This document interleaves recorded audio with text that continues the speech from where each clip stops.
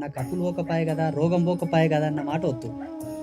అది ఎంగిలి అవుతుంది, అది తొక్కుడా. ఈ జన్మ ఎత్తినందుకు అది ఎత్తి చూపించినట్ల పాపం. మళ్ళా అవసరం లేదు. నీవు అమ్మని వేడుకో, సేవ చేసుకో, అమ్మ దర్శనం చేసుకో, వెళ్ళిపో. ఈ పీఠంలో ఉండేటటువంటి ధర్మం. ఇంకొకటి అందరికి అర్థమయ్యే విధంగా చెప్తాను. ఈ దేశానికి రాష్ట్రపతి ప్రధానం, తర్వాత ప్రధానమంత్రి, వీళ్ళిద్దరు, తర్వాత సెంట్రల్ హోమ్ మినిస్టర్, ఈ ముగ్గురు ప్రధానం.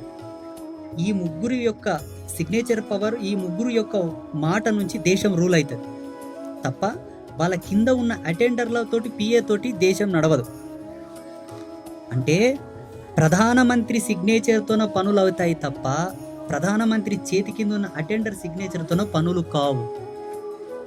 మీ జీవితం అనే పేజీ మీద ఆ తల్లి సిగ్నేచర్ పెట్టాలన్నది నా అభిమతం, నా సిగ్నేచర్ పెట్టకూడదు అన్నది నా అభిమతం.